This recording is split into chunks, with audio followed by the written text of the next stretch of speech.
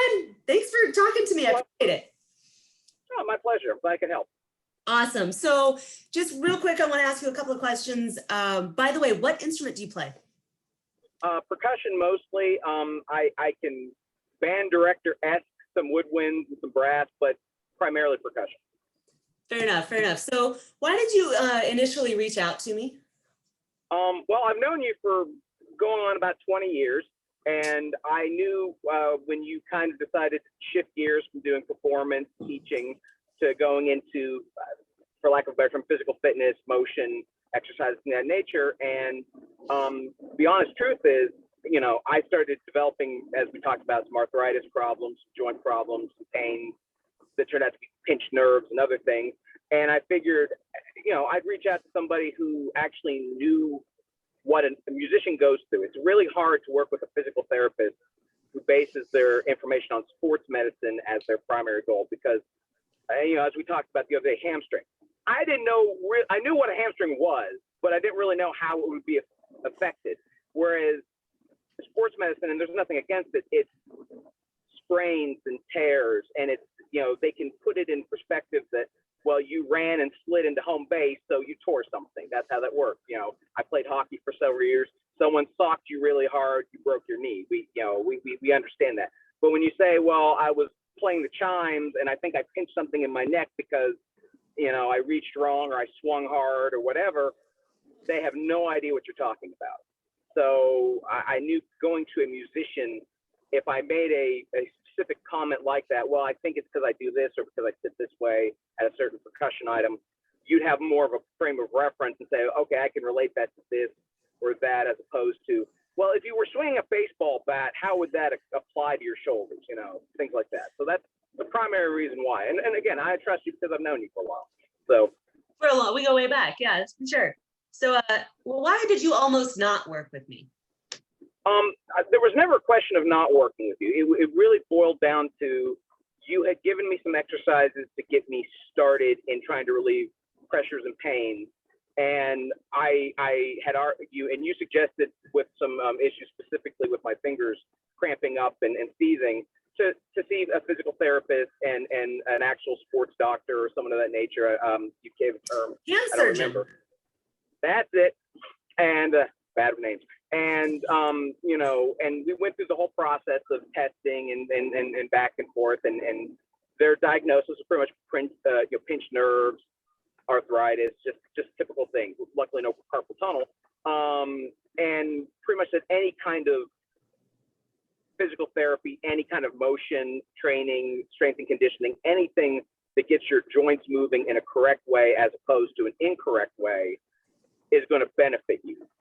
And once they said that, again, we'd already been working together. I know you, I trust you, and everything you had given me to that point to just try on a whim had relieved pressure in my shoulders, stopped my fingers from seizing up as much, and I haven't had any ill effects with those since.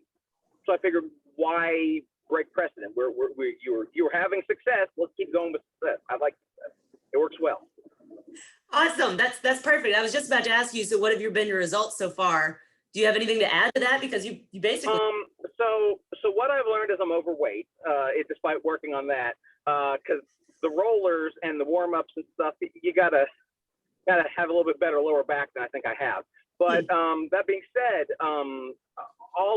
the majority of the exercises that you've given me have increased my awareness of what I had been doing wrong in being physically active, so to speak. You know, when you play a sport at a, you know, pickup game level and even pseudo,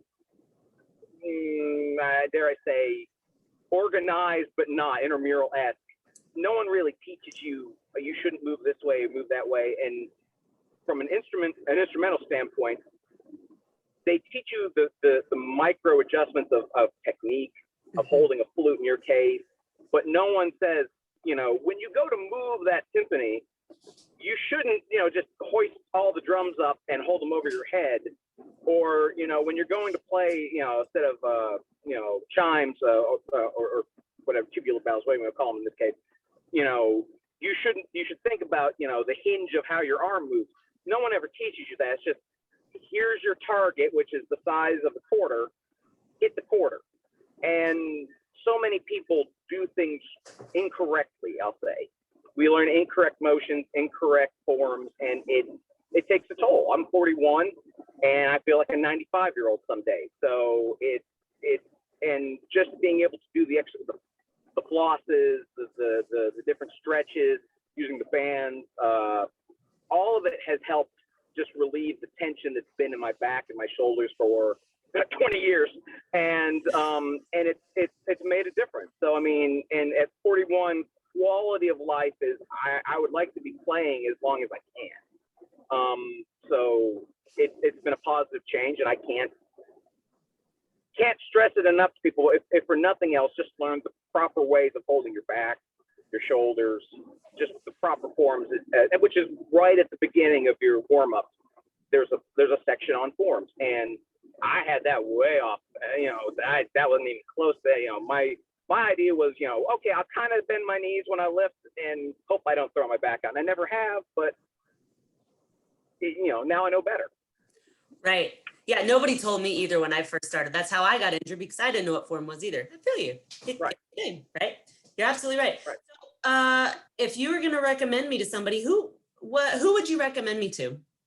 Well, I know primarily your focus is on instrumentalists, and I think that is a blessing in and of itself, because again, most physical therapists don't think of it from that standpoint. It's mostly sports medicine, or dare I say, age-related injury, things of that nature.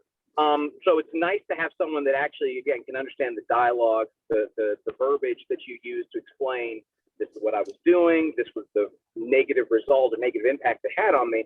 But I think also you've done enough now, because you've served in the military now for several years.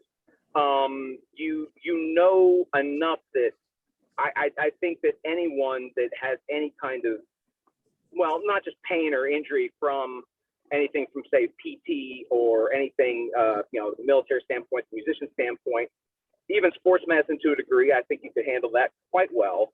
But I think just people that, kind of like myself, come at it from a novice standpoint. Again, as you mentioned it, you didn't understand form. You didn't understand exactly what it was to do and how to do it until you hurt yourself and decided, this doesn't work for me. I have to find a better way to do it. And once you figured it out for yourself, you've kind of made it your career and your passion to go out and help others.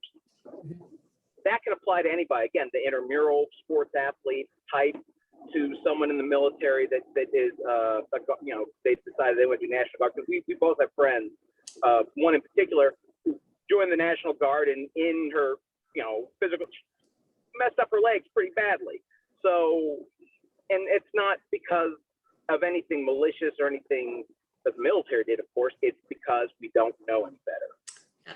School, they teach us the basics of physical fitness, which is essentially, if you do a pull-up, great. If you do a push-up, great. Not how to actually do it, not to actually how to hold your body to physically move. And at that childhood age, that's the best time to teach someone, and we don't do it.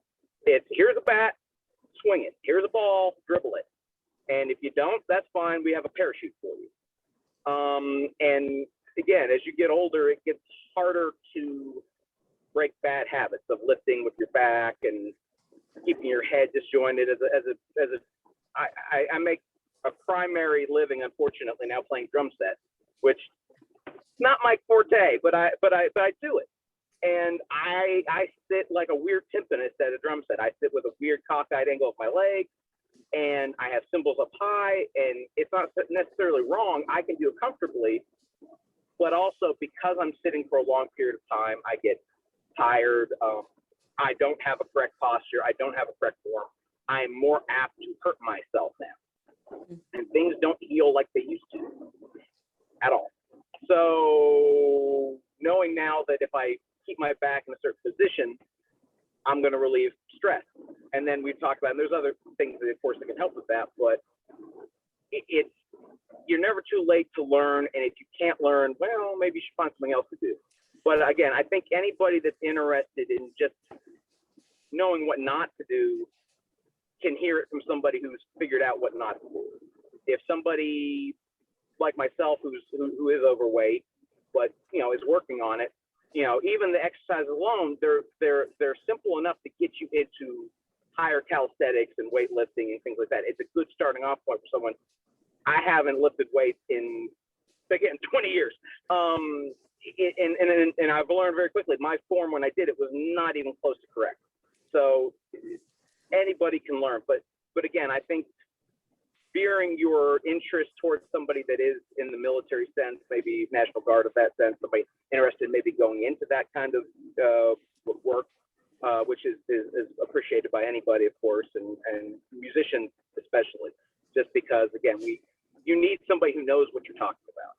And it's a rarity to say, oh, well, I was loading out after a gig and a lighting rod fell and hit me in the head, and then I jerked my back, yeah, whatever.